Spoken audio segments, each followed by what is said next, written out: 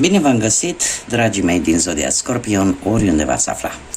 Iată, ne ajungi la cea de-a doua jumătate a lunii august, așa că această lectură de astăzi va fi pentru această perioadă, pentru a doua jumătate a lunii august, o perioadă plină de evenimente astrologice și astronomice.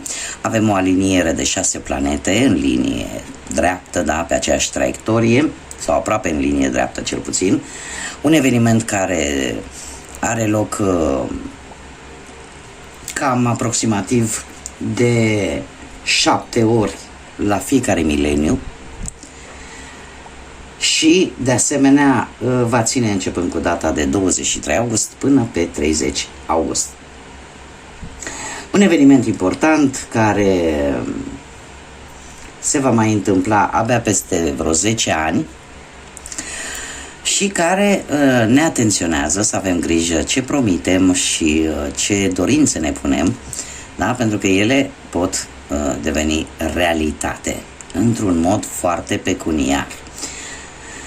De asemenea, avem o primă super lună plină a acestui an, care va începe pe data de 18 și se va încheia undeva pe 20. O super lună care ne va îndemna să ne autocunoaștem mai bine, e un moment ideal, ca să zicem așa, să recunoaștem acele conflicte interne care poate de multe ori ne macină pe fiecare, să facem schimbările care trebuia poate să le facem de multă vreme și în același timp, făcând lucrurile acestea, să reușim să ieșim din anumite blocaje. Este o oportunitate foarte bună de a ne vedea pe noi înșine și a ne vedea propria viață cu alți ochi și dintr-o altă perspectivă și în același timp de a descoperi ce potențial avem fiecare dintre noi. Așa că, dragilor, dacă aveți Soare, Lună, Venus sau Ascendentul în Zodia Scorpion, atunci această lectură este de asemenea și pentru voi. Nu ezitați să vă abonați, să lăsați un like, un comentariu. Eu le citesc cu mare drag și de asemenea răspund. Încerc să răspund la toate mesajele voastre și la toate aprecierile pe care voi mi le lăsați în comentarii. Iar pe această cale țin să vă mulțumesc tuturor pentru toate aceste lucruri care ajută în mod implicit acest canal și îl face să crească și în felul ăsta să crească comunitatea noastră a florilor de lotus. Lămurite toate aceste lucruri, haideți, dragilor, să vedem ce energii, mesaje, sfaturi vin pentru dragii mei din Scorpion pentru cea de-a doua jumătate a lunii august.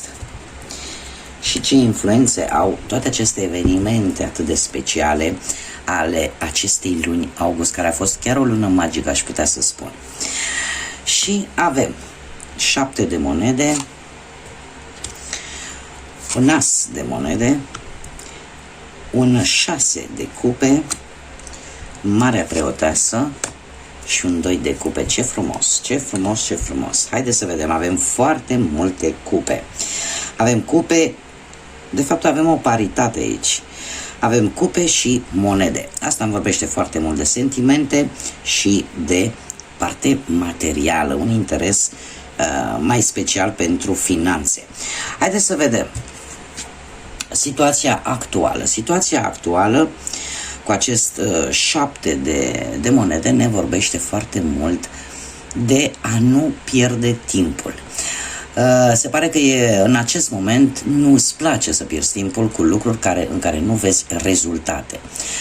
Cumva vezi ce merge și ce nu, iar în felul ăsta te poți canaliza pe ceva anume, în așa fel încât rezultatele bune să vină. Posibil pe unii dintre voi să vă încerce o anumită teamă de a nu fracasa într-o anumită situație sau într-o anumită relație. Cumva ceva rău e pe punctul de a se termina și asta, din toată această situație vei ieși mai puternic și mai încrezător în forțele proprii. Dacă vorbim de viața profesională, se pare că este destul de bună. Unii poate chiar au primit anumite recompense, chiar dacă nu le-au primit acum, într-un viitor apropiat, ele vor veni. Iar alții poate după lungi căutări, în sfârșit au șanse mari să-și găsească un job. Dacă vorbim pe partea materială, dacă până în prezent poate ai avut un anumit succes și anumite câștiguri, poate că acum ar fi momentul să economisești. Trebuie să ai un pic mai multă răbdare, pentru că ceea ce începi acum va avea rezultate foarte bune într-un viitor. Din punct de vedere al dragostei și al relațiilor, se pare că apar rezolvări după posibile probleme în relație. Pentru cei singuri sunt șanse mari ca o persoană să se îndrepte către tine. O persoană specială, o persoană cu caracteristicile pe care tu ți le dorești. Mergem mai departe. La ce nu te gândești foarte mult în această perioadă? Avem un as de monede. Un as de monedă care ne vorbește de o oportunitate. O oportunitate de a avea, cum să spun eu, ceva bănuți în plus. Nu știu de ce, totuși în acest moment, ori ai pierdut această oportunitate, a fost destul de bună, sau poate că vorbim de o nouă responsabilitate la nivel profesional, iar asta te sperie un pic și parcă nu te preocupi foarte tare de acest lucru. Cert este că poți sau poate ai obținut un job, dar care are o activitate complet nouă față de ce făceai până în prezent. Iar asta e posibil să te sperie un pic și să o lași un pic deoparte în această a doua jumătate a lunii august. E posibil, nu știu, să fi ignorat o anumită idee care ți-ar fi putut aduce ceva în plus. Acum motivele sunt multe, da? Fiecare adaptează în funcție de situația în care se află. Unii dintre voi poate chiar au lăsat deoparte o nouă iubire. De ce? Pentru că poate nu ați fost dispuși să faceți anumite schimbări. Și asta este posibil. Ce se așterne în fața voastră de-a lungul acestei perioade de sfârșit de august? Avem un 6 de cupe. Dragilor, se pare că unii dintre voi veți avea o reîntoarcere în trecut. Nu știu, poate veți vrea să treceți prin anumite locuri din trecut, să vizitați anumite persoane din trecutul vostru sau pur și simplu să aveți o reîntâlnire cu anumiți prieteni, amici, foști sau foste sau poate familiari, persoane cu care nu v-ați văzut de foarte multă vreme. De asemenea, aș mai putea spune că pe planul ăsta profesional dați dovadă de foarte multă creativitate, așa că e posibil ca unii dintre voi să-și găsească un job ajutați de cineva din trecutul vostru îndepărtat. Mare atenție, din trecutul îndepărtat, adică persoane cu care ați comunicat cu foarte mulți ani în urmă. De asemenea, acest 6 de cupe, dacă vorbim de bani, se pare că puteți primi anumite sume de bani, poate provenite din anumite moșteniri sau poate dintr-o anumită situație din trecutul vostru. Iar dacă cumva aveți nevoie, poate de un împrumut, ar fi mai bine să apelați la prieteni vechi, la familiari și abia apoi să încercați cu bănci sau poate să încercați să obțineți acești bani printr-o vânzare de obiecte de valoare. Cât privește dragostea, se pare că nu trebuie să rămâneți blocați în trecut. Unii dintre voi ar trebui să se reorienteze către viitor, să lase trecutul acolo unde este, pentru că oricum nu are nimic nou să vă spună, și în felul ăsta să încercați să vă reorientați, redirecționați către viitor. Pentru unii e posibil chiar să apară și o iubire din trecut, doar că va trebui să vă puneți acea întrebare retorică: de ce această persoană din trecutul vostru are această titulatură de fost sau de fostă? Iar asta e valabil atât pentru cei care sunteți într-o relație, cât și pentru cei care sunteți singuri, mă scuzați. De ce anume trebuie să țineți cont? Și avem Marea Preoteasă. Dragilor, trebuie să țineți cont că în această perioadă aveți un magnetism aparte. Atrageți fără să faceți prea mult efort. Cumva emanați o energie foarte captivantă care va face ca oamenii să fie atrași de către voi. Este un bun moment de a nu răspunde invidiilor, de a nu răspunde bârfelor care pot apărea pe parcursul acestei perioade. E posibil să aveți la muncă o surpriză plăcută. Cumva, nu știu, aș spune că în privința banilor există cineva totuși care nu e tocmai foarte onest, foarte cinstit cu voi, ceva legat de bănuți. Așa că ar trebui să săpați după informații, ceea ce pentru voi sunt sigură că nu este nimic complicat. Sunteți recunoscuți de a împărți firul în 20.000 de alte fire pentru a descoperi ceea ce pe voi vă interesează. De asemenea, Marea Preoteasă ne vorbește foarte mult, mai ales pe planul ăsta sentimental, de o magie, de o atracție magnetică pentru cei care sunteți într-o pereche și pentru cei care sunteți singuri, cam același lucru. Acest magnetism atât de aparte va atrage privirile și va ușura, ca să zic așa, căutarea persoanei potrivite pentru voi. Mergem mai departe și ce este necesar să știi. Și avem un 2 de cupe. Un 2 de cupe e o carte, una din cărțile, din arcanele minore, care mie îmi place foarte mult. De ce? Pentru că are un mesaj foarte, foarte pozitiv, cam pe toate aspectele vieții. Acest 2 de cupe îmi vorbește despre toate tipurile de conexiune. Ne vorbește despre pasiune, despre atracție, despre echilibru. Este una din cărțile foarte pozitive din tarot și în special mai ales pentru cei care intră într-o nouă relație sau în căsătorii, în logodne. Se pare că este necesar să știi că ești apreciat și valorat în activitatea pe care tu o prestezi. Chiar dacă poate în acest moment ești în căutarea unui loc de muncă, vei găsi ceva de muncă destul de benefic pentru tine. Curând, finanțele se vor echilibra și chiar dacă nu vei da pe din afară, ca să zic așa, din punctul ăsta de vedere material, dar lucrurile vor fi destul de echilibrate și vei avea necesarul care îți trebuie. Pe partea dragostei îmi vorbește foarte mult de o dragoste adevărată, mai ales pentru cei care sunteți într-o relație, iar pentru cei singuri e posibil apariția unei iubiri foarte pasionale, foarte emoționale și foarte profund senzuale. Așa că este de bine. Haideți să vedem ce ne spun și runele pentru voi, dragilor din Scorpion, pentru această a doua jumătate a lunii lui august. O a doua jumătate plină de energie lunară. Dacă prima jumătate a lunii lui august am avut parte de o energie solară, de această dată avem parte de o energie lunară adusă de această primă superlună de care vom avea parte în această perioadă. Bun. Avem pe Algiz, Weird și Inguas. Algiz despre ce ne vorbește? Ne vorbește despre protecție.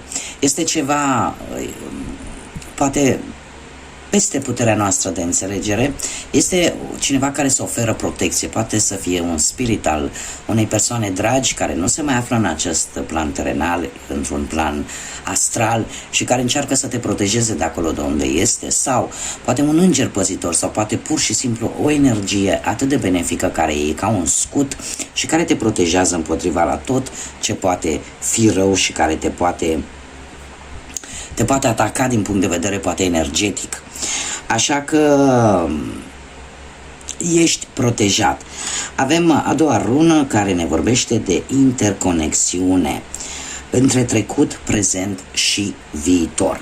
Este foarte interesant pentru că acest lucru îmi spune despre cumva există o legătură între ce s-a întâmplat în trecut, cu ce trăiești acum și cu ce vei trăi într-un viitor. Există ca un drum foarte bine așezat, îmi vorbește foarte mult de destin și că dacă va trebui să treci prin, sau a trebuit să treci prin anumite perioade dificile din viața ta, au fost făcute cu un scop, de unele poate ți-ai dat seama, pentru că trecând timpul ți-ai dat seama câte lucruri importante ai învățat de-a lungul vieții tale până în prezent și câte mai ai de învățat în această lume terenală. Avem runa Inguaz care ne vorbește de fertilitate, ne vorbește de creștere, de anumite virtuți, de acea iubire, poate din partea familiei, sau poate acea căldură umană pe care o poți primi și pe care o poți dărui. Este ca un îndemn, aș zice eu, de-a lungul întregii vieți, cum bine vedem legătura aceasta dintre trecut, prezent și viitor, că în permanență, chiar dacă poate ai trecut prin multe situații complicate de-a lungul vieții, dureroase chiar, toate au fost cu un scop. Și vreau să fac o mică paranteză, să vă spun un lucru care mi s-a întâmplat în particular mie, acum mulți ani, în care eram foarte disperat, în care eram într-o fază destul de complicată a vieții mele și am fost la o mănăstire, iar preotul de acolo, era o mănăstire de călugări foarte frumoasă, dacă vreți să o vizitați, la Sâmbăta de Sus, este o mănăstire extraordinar de frumoasă în creierii munților Făgăraș. Este una din preferatele mele. De câte ori ajung în țară și reușesc să ajung până acolo, efectiv simt că mă încarc din punct de vedere energetic și simt că sunt în stare să munt munții din loc, la care preotul acestei mănăstiri, l-am vizual, mi-a rămas în minte, mi-a spus un lucru foarte important, că să nu fiu supărată, pentru că ceea ce eu primesc, toate loviturile care eu le primesc de la viață, sunt făcute pentru că știi că sunt puternică și că pot să le duc la bun sfârșit și că pot să trec peste ele. Nu sunt făcute ca să mă pedepsească, sunt făcute de fapt ca să mă facă mai puternică și în felul ăsta, pe lângă mine, să pot ajuta și pe alții. Iar lucrul ăsta mi-a rămas în cap și de câte ori m-am lovit în viață de lucruri grele, lucruri care poate nu-și găseau o ieșire, întotdeauna a apărut ceva care m-a ridicat, întotdeauna a apărut ceva care mi-a dat speranță.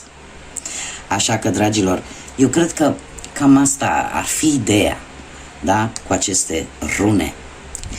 Haideți să vedem și alte mesaje. Nu vreau să vă plictisesc cu experiențele mele, nu că ar fi foarte plictisitoare, dar acum, toată lumea gândește la fel. Fiecare are experiența lui de viață, din care are de învățat anumite lecții. Dragilor, e posibil, unii dintre voi, dacă nu ați trecut, poate veți trece. Asta e viața, ne rezervă surprize. Poate veți trece printr-un divorț, vreo separare, veți experimenta o ruptură, poate. Dar este o provocare care vine în viața voastră de a lua voi o decizie importantă și în felul ăsta să vă vindecați din punct de vedere interior. Așa cum am mai spus,